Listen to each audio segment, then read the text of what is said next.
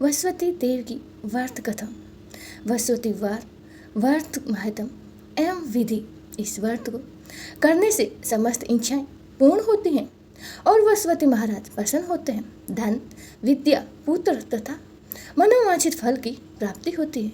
परिवार में सुख तथा शांति बनी रहती है। इसीलिए यह व्रत सर्वश्रेष्ठ और अति फलदायक है। इस व्रत में केले का पूजन ही करें। कथा और पूजन के समय मन, कर्म और वचन से शुद्ध होकर मनोकामनाएं पूर्ति के लिए वसुवती देव से प्रार्थना करनी चाहिए। दिन में एक समय ही भोजन करें। भोजन चने की दाल आदि का ही करें। नमक न खाएं। पीले वस्त्र पहने, पीले फलों का प्रयोग करें। पीले चंदन से पूजा करें। पूजा के बाद भगवान वसुवती की कथा सुननी चाहिए। वसुवतीवार व्रत कथा प्राचीन समय की बात है। एक बड़ा ही प्रतापी तथा दानी राजा था। वह प्रत्येक गुरुवार को व्रत रखता एवं पूजा करता। यह उसकी रानी को अच्छा न लगता।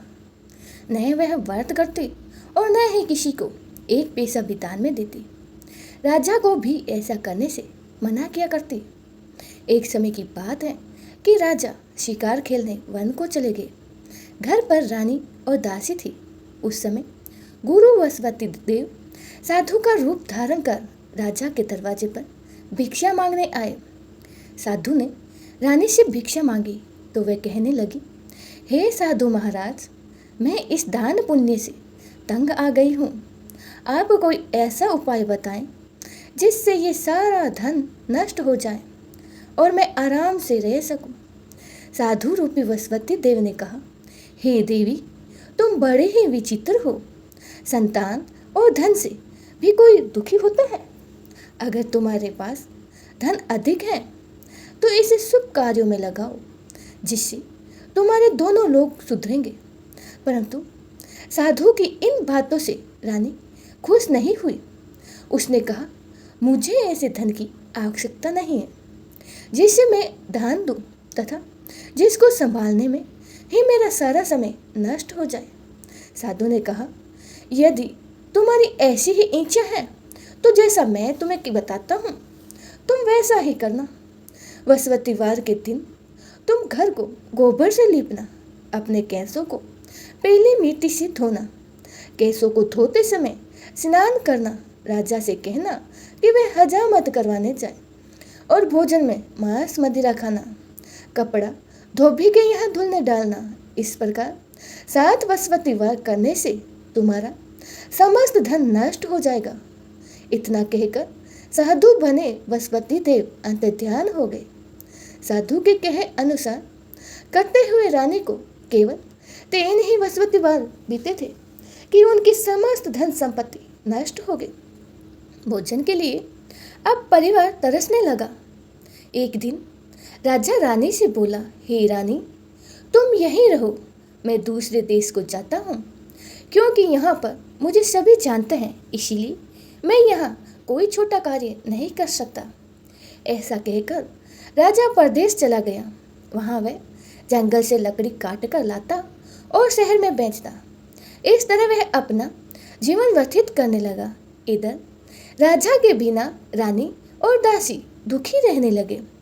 एक समय जब रानी और दासी को 7 दिन बिना भोजन के रहना पड़ा तो रानी ने अपनी दासी से कहा, हे दासी, पास ही के नगर में मेरी बहन रहती है। वह बड़ी ही धनवान है। तू उसके पास जा और कुछ ले आ ताकि थोड़ा बहुत गुजर बसर हो जाए। दासी रानी की बहन के पास गई और उस दिन वसुवतीवार था। रानी का बहन उस समय वसुवतीवार की कथा सुन रही थी। दासी ने रानी की बहन को अपनी रानी का संदेश दिया, लेकिन रानी की बहन ने कोई उत्तर नहीं दिया। जब दासी को रानी की बहन से कोई उत्तर नहीं मिला तो वह दुखी हुई और बहुत दुखी हुई। उसे क्रोध भी आया। दासी ने वापस आकर रानी को सारी बात बता दी। सुनकर रानी ने अपने भाग्य को कोसा। उधर रानी की बहन ने सोचा कि मेरी बहन की दासी आई थी, परंतु मैं उससे नहीं बोली, इससे वह बहुत दुखी हुई होगी। कथा सुनकर और भोजन समाप्त कर वह अपने बहन के घर गए और कहने लगे, हे बहन, मैं वसवती वार का व्रत कर रही थी, तुम्हारी दासी गई थी, परंतु जब तक कथा होती है तब तक न ही उठते हैं और न ही बोलते हैं, इसलिए मैं नहीं बोली। कहो दासी, क्यों गई थी? रानी बोली, बहन, हमारे घर अनाज नहीं था। ऐसा कहते कहते रानी की आंखें भर आई। अपने दासियों समेत भूखा रहने की बात भी अपनी बहन को बता दी। रानी की बहन बोली, बहन देखो, वसवती देव भगवान सबकी मनोकामनाएं पूर्ण करते हैं। देखो, शायद तुम्हारे घर में भी अनाज रखा हो। ये सुनकर दासी घर के अंदर गई। वहां उसे एक घड़ा अनाज का भरा मिल गया। उसे बड़े ही हैरानी हुई, क्योंकि उसे एक एक बर्तन देख लिया था। उसने बाहर आकर रानी को बताया। दासी रानी से कहने लगी, हे रानी, जब हमको भोजन नहीं मिलता तो हम व्रत ही तो करते हैं, इसलिए क्यों ना इनसे व्रत और कथा की विधि पूछ ली जाए। हम भी व्रत किया करेंगे। दासी के कहने पर रानी ने अपनी बहन से कहा, वसवतीवार व्रत के बारे में पूछा।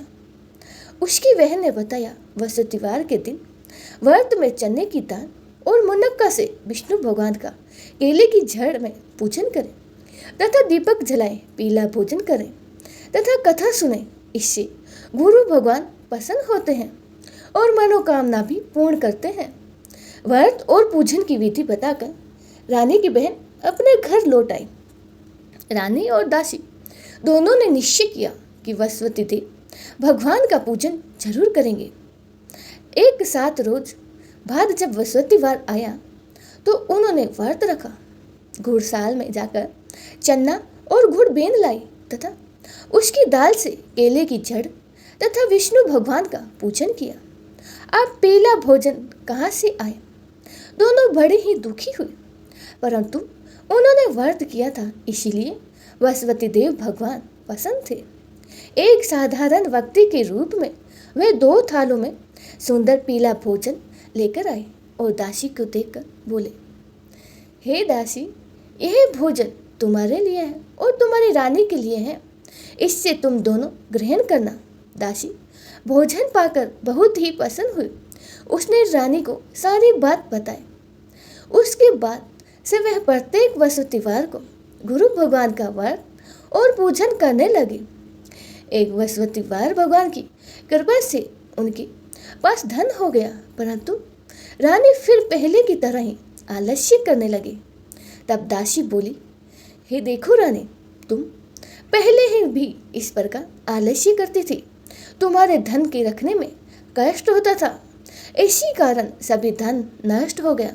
अब गुरु भगवान की कृपा से धन मिला है तो फिर तुम आलस्य होता है। बड़ी ही मुसीबतों से हमें यह धन पाया है, इसलिए हमें दान पुण्य करना चाहिए।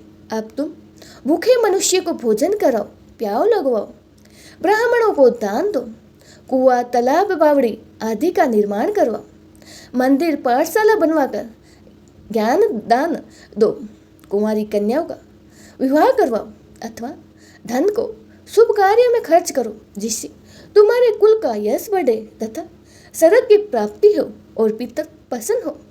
दासी की बात मानकर रानी शुभ कर्म करने लगे। उसका यश फैलने लगा। एक दिन रानी और दासी आपस में विचार करने लगी कि न जाने राजा किस दशा में होंगे। उनकी कोई खोज खबर नहीं है।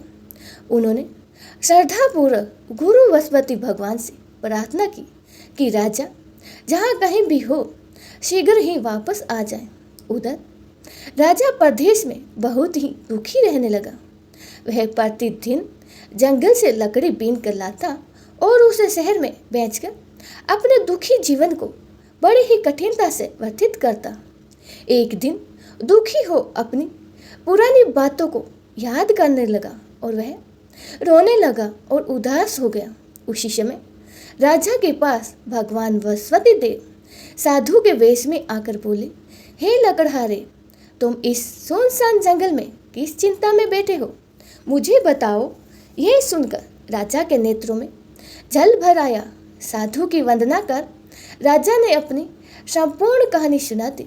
महात्मा तो दयालु होते हैं। वे राजा से बोले, हे राजा, तुम्हारी पत्नी ने वसुवती देवी के प्रति अपराध किया था, जिसके कारण तुम्हारी ये दशा हुई है।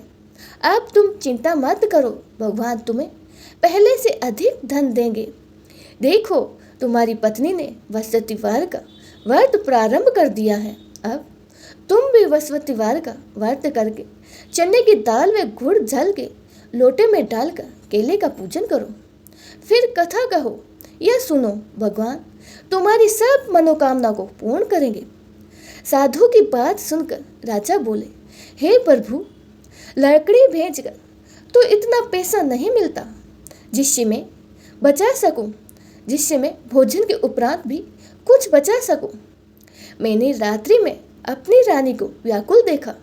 मेरे पास कोई ऐसा साधन नहीं है जिससे उसका समाचार जान सकूं। फिर मैं कौन सी कहानी कहूँ, यह भी मुझे मालूम नहीं। साधु ने कहा, हे राजा, मन में वसुवती भगवान की पूजन व्रत का निश्चय करो। वे स्वयं ही तुम्हारे लिए कोई राह बना देंगे। वसुवतीवार के दिन तुम रोजाने की तरह लकड़ी लेकर शहर में जाना। तुम्हें रोज से दुगुना धन मिलेगा, जिससे तुम भली भांति भोजन कर लोगे तथा वसुवती देवी की पूजा का सामान भी आ जाएगा। जो तुमने वसुवतीवार की कहानी के बारे में पूछा है वह इस प्रकार है। वसुवती देवी की कहानी। प्राचीन काल में एक बहुत ही निर्धन ब्राह्मण था। उसकी कोई संतान नहीं थी। वह नित्य पूजा पाठ करता, पर उसकी स्त्री ना ही स्नान करती और न ही किसी देवता का पूजन करती। इस कारण वह ब्राह्मण बहुत ही दुखी रहते थे। भगवान की कृपा से ब्राह्मण के यहाँ एक कन्या उत्पन्न हुई। कन्या बड़ी ही होने लगी। प्रातः स्नान करके भगवान विष्णु का जप करती, वसुवतीवार का व्रत करने लगी। पूजा पाठ समाप्त कर पाठशाला जाती तो अपनी मुट्ठी में जौ भर के ले जाती और पाठशाला के मार्ग में डालती जाती। लौटते समय वही जौ जब क्षण के हो जाते तो उनको बीन कर घर ले आती। एक दिन वह बालिका सूप में उन सोने के जौ को फटक कर साफ कर रही थी। तभी उसकी माँ ने देख लिया और कहा कि हे बेटी, सोने के जौ को फटकने के लिए सोने का सूप भी होना चाहिए। दूसरा दिन गुरुवार था। कन्या ने व्रत रखा और वसुवती देव से सोने की सूप देने की प्रार्थना की। वसुवती देव ने उसकी प्रार्थना स्वीकार कर ली। रोजाना की तरह वह कन्या जौ फैलाती हुई पाठशाला चली गई। पाठशाला से लौटते वक्त जब वह जौ बीन रही थी तो वसुवती देव की कृपा से उसे सोने का सूप मिला। उसे वह घर ले आए और उससे जौ साफ करने लगी, परंतु उसकी माँ का तो वही ढंग रहा। एक दिन की बात है कि कन्या के सोने के सूप में जब जौ को साफ कर रही थी, उस समय उस नगर का राजकुमार वहां से निकला। कन्या के रूप और कार्य को देखकर वह उस पर मोहित हो गया। राजमहल आकर वह भोजन तथा जल त्याग कर उदास होकर लेट गया। राजा को जब राजकुमार द्वारा अन्न जल त्यागने का समाचार ज्ञात हुआ तो अपने मंत्री के साथ वह अपने पुत्र के पास गए और इसका कारण पूछा। राजकुमार ने राजा को उस लड़की के घर का पता भी बता दिया। मंत्री उस लड़की के घर गए और मंत्री ने ब्राह्मण के समक्ष राजा की ओर से निवेदन किया। कुछ ही दिन बाद ब्राह्मण की कन्या का विवाह राजकुमार के साथ संपन्न हो गया। कन्या के घर से जाते ही ब्राह्मण के घर पहले की भांति गरीबी का निवास हो गया। एक दिन दुखी होकर ब्राह्मण अपनी पुत्री से मिलने गए और बेटी ने पिता की अवस्था को देखा और अपनी माँ का हाल पूछा। ब्राह्मण ने सभी हाल कह सुनाया। कन्या ने बहुत सा धन देकर अपने पिता को विदा कर दिया, लेकिन कुछ दिनों बाद फिर वही हाल हो गया। ब्राह्मण फिर अपनी कन्या के यहाँ गया और उसे सभी हाल कहता तो पुत्री बोली, हे पिताजी, आप माताजी को यहाँ लिवाओ, मैं उन्हें वह विधि बता दूंगी जिससे गरीबी दूर हो जाएगी। ब्राह्मण देवता अपनी स्त्री को साथ लेकर अपनी पुत्री के पास राजमहल पहुंचे तो पुत्री अपनी माँ को समझाने लगी। बोली कि हे माँ, तुम प्रातः का स्नान आदि करके भगवान विष्णु जी का पूजन करो, तब सब दरिद्रता दूर हो जाएगी। परंतु उसकी माँ ने उसकी एक भी बात नहीं मानी। वह प्रातःकाल उठकर अपनी पुत्री की बची जूठन को खाने लगी।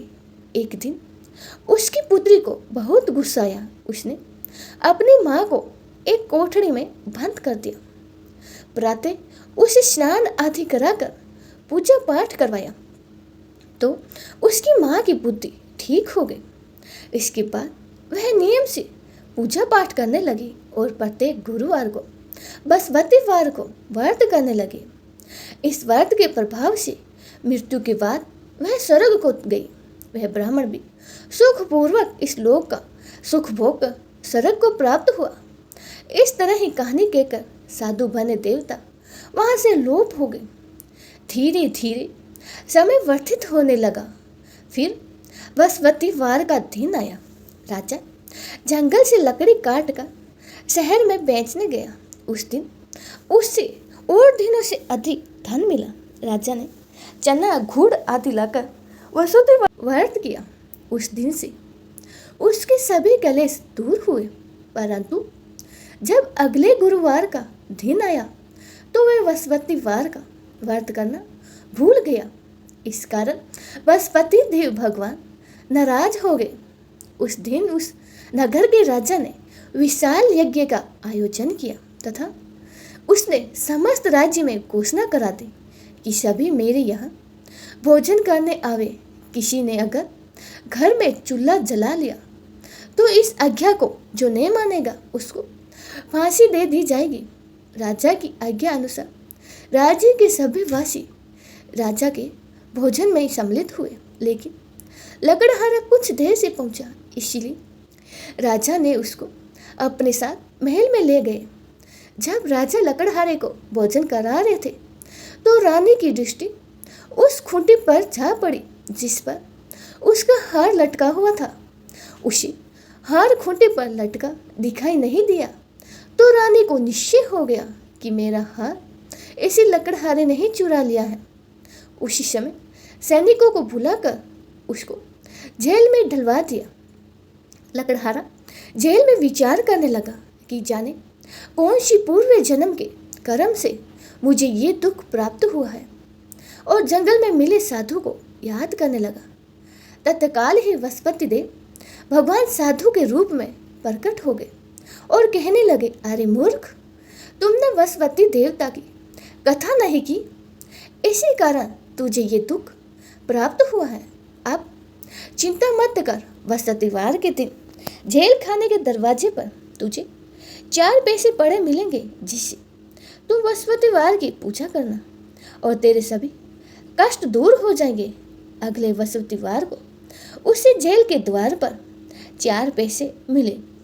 राजा ने पूजा का सामान मंगवाकर कथा वहीं करी और प्रसाद बांटा। उसी रात्रि में बृहस्पति देव ने उस राजा के नगर के राजा को सपन में कहा, हे राजा, तुमने जिसे जेल में बंद किया है उसे कल छोड़ देना, वह निर्दोष है।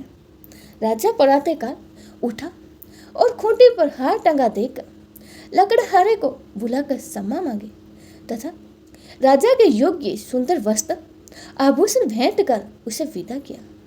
गुरुदेव की आज्ञा अनुसार राजा अपने नगर को चल दिया। राजा जब नगर के निकट पहुंचा तो उसे बड़ा ही आश्चर्य हुआ। नगर में पहले से अधिक बाग, तालाब और कुएं तथा बहुत सी धर्मशालाएं, मंदिर आदि बने हुए थे। राजा ने पूछा कि यह किसका बाग और धर्मशाला है। तब नगर के सब लोग कहने लगे कि ये सब रानी और दासी द्वारा बनाए गए हैं। राजा को बड़ा ही आश्चर्य हुआ और गुस्सा भी आया कि उनकी अनुपस्थिति में रानी के पास धन कहाँ से आया। राजा क्रोध में रानी के पास जाने लगा। तब उधर रानी को जब ये खबर सुनी कि राजा आ रहे हैं तो उसने अपनी दासी से कहा, हे दासी, देखो राजा हमको कितनी बुरी हालत में छोड़ कर गए थे। वह हमारी ऐसी हालत देखकर लौट ना जाए, इसीलिए तू दरवाजे पर खड़ी हो जा। रानी की आज्ञा अनुसार दासी दरवाजे पर खड़ी हो गई और जब राजा आए तो उन्हें अपने साथ महल में लिवा लाई। तब राजा ने क्रोध करके अपनी तलवार निकाली और रानी से पूछने लगे, बताओ यह धन तुम्हें कैसे प्राप्त हुआ। तब रानी ने सारी कथा कह सुनाई। तब राजा ने निश्चय किया कि मैं रोजाना दिन में 3 बार कहानी कहूँगा और रोज व्रत किया करूँगा। हर समय राजा के दुपट्टे में चने की दाल बंधी रहती थी तथा दिन में 3 बार कथा कहता। एक रोज राजा ने विचार किया कि चलो अपनी बहन के यहाँ हो आऊं। इस तरह का निश्चय कर राजा घोड़े पर सवार होकर अपनी बहन के यहाँ चल दिया। मार्ग में उसने देखा कि कुछ आदमी एक मुर्दे को लिए जा रहे हैं, तो उन्हें रोककर राजा कहने लगे, अरे भाई, मेरी वसवती वार की कथा सुन लो। वे बोले, लो, हमारा तो यहाँ आदमी मर गया, इसको अपनी कथा की पड़ी है। भाई, तुम अपनी कथा किसी और को सुनाना। राजा तभी वहाँ एक आदमी बोला, अच्छा कहो, हम तुम्हारी कथा सुनेंगे। राजा ने दाल निकाली और कथा कहनी शुरू कर दी। जब कथा आधी हुई तो मुर्दा हिलने लगा और जब कथा समाप्त हो गई तो मुर्दा राम राम करके खड़ा हो गया। राजा आगे बढ़ा और उसे चलते चलते शाम हो गई। आगे मार्ग में उसे एक किसान खेत में हल चलाता हुआ मिला। राजा ने उसे कथा सुनने को आग्रह किया, लेकिन वह नहीं माना। राजा आगे चल पड़ा। राजा के हटते ही बैल 5 खाकर गिर गया तथा किसान के पेट में बहुत जोरों से दर्द होने लगा। उसी समय किसान की माँ रोटी लेकर आई। उसने जब देखा तो अपने पुत्र से सब हाल पूछा। बेटे ने सभी हाल बता दिया। बुढ़िया दौड़ी दौड़ी उस घुड़सवार के पास गई और उससे बोली, मैं तेरी कथा सुनूंगी, पर तू अपनी कथा को मेरे खेत पर चलकर कहना। राजा ने लौटकर बुढ़िया के खेत पर जाकर कथा कही। उसकी कथा सुनते ही बैल खड़े हो गया तथा किसान के पेट का दर्द बंद हो गया। राजा अपनी बहन के घर पहुंच गया। बहन ने भाई की खूब मेहमान नवाजी की। दूसरे रोज प्रातःकाल राजा जागा तो वह देखने लगा कि सब लोग भोजन कर रहे हैं। राजा ने अपनी बहन से कहा, जब पूछा तो ऐसा कोई मनुष्य है जिसने भोजन नहीं किया हो, जो मेरी वसुती वार की कथा सुने। बहन बोली, हे भैया, ये देश ऐसा ही है। यहाँ लोग पहले भोजन करते हैं, बाद में ही कोई अन्य कार्य करते हैं। फिर वह एक कुम्हार के घर गई जिसका लड़का बीमार था। उससे मालूम हुआ कि उनके यहाँ 3 दिन से किसी ने भोजन नहीं किया। रानी ने अपने भाई की कथा सुनने के लिए कुम्हार से कहा तो वह तैयार हो गया। राजा ने आग जाकर वसुती वार की कथा कही, जिसको सुनकर उनका लड़का ठीक हो गया। अब तो राजा की प्रशंसा होने लगी। एक दिन राजा ने अपनी बहन से कहा, हे बहन, मैं अब अपने घर जा रहा हूँ, तुम भी तैयार हो जाओ। राजा की बहन ने अपनी सास से अपने भाई के साथ जाने की आज्ञा मांगी तो सास बोली, हाँ चली जा, मगर अपने लड़के को मत ले जाना, क्योंकि तेरे भाई के कोई संतान नहीं है। बहन ने अपने भाई से कहा, हे भैया, मैं तो चलूँगी, मगर मेरा कोई बालक नहीं चलेगा। अपनी बहन को भी छोड़कर दुखी मन से राजा अपने नगर को लौट चला। राजा ने अपनी रानी से सारी कथा बताई और बिना भोजन किए ही वह सैया पर लेट गया। रानी बोली, हे प्रभु, वसुवती देव ने हमें सब कुछ दिया है, वे हमें संतान अवश्य देंगे। उसी रात वसुवती देव ने राजा को सपन में कहा, हे राजा, उठ, सभी सोच त्याग दे, तेरी रानी गर्भवती है। राजा को यह जानकर बड़ी ही खुशी हुई। 90 महीने रानी के गर्भ से एक सुंदर पुत्र पैदा हुआ। तब राजा बोला, हे रानी, स्त्री बिना भोजन के रह सकती है, परंतु बिना कहे नहीं रह सकती। जब मेरी बहन आए तो तुम उसे कुछ मत कहना। रानी ने हाँ कह दी। जब राजा की बहन ने यह शुभ समाचार सुना तो वह बहुत खुश हुई तथा बधाई लेकर अपने भाई के यहाँ आई। रानी ने तब उसे आने का उलाहना दिया। जब भाई अपने साथ ला रहे थे तब टाल गई, उनके साथ नहीं आई और आज अपने आप ही भागी भागी बिना बुलाए आ गई। तो राजा की बहन बोली, भाई मैं इस प्रकार नहीं कहती तो तुम्हें औलाद कैसे प्राप्त होती। वसुवती देव सभी कामनाएं पूर्ण करते हैं जो सद्भावनापूर्वक वसुवती वार का व्रत करते हैं एवं कथा पढ़ते हैं तथा कथा सुनते हैं और दूसरों को सुनाते हैं। वसुवती देव उनकी सभी मनोकामनाएं पूर्ण करते हैं और उनकी सदैव रक्षा करते हैं। जो संसार में सद्भाव से गुरु भगवान का पूजन एवं व्रत सच्चे हृदय से करते हैं उनकी सभी मनोकामनाएं वैसे ही पूर्ण होती हैं जैसे सच्ची भावना से रानी और राजा ने वसुवती देव की कथा का गुणगान किया तो उसकी सभी इच्छाएं वसुवती देव जी ने पूर्ण की। अनजाने में ही वसुवती देव की उपेक्षा ना करें, ऐसा करने से सुख शांति नष्ट हो जाती है। इसीलिए सबको कथा सुनने के बाद प्रसाद लेकर जाना चाहिए। हृदय से उनका मनन करते हुए जयकार बोलना चाहिए। बोलिए वसुवती देव की जय हो। इति श्री वसुवती वार व्रत कथा समाप्तम।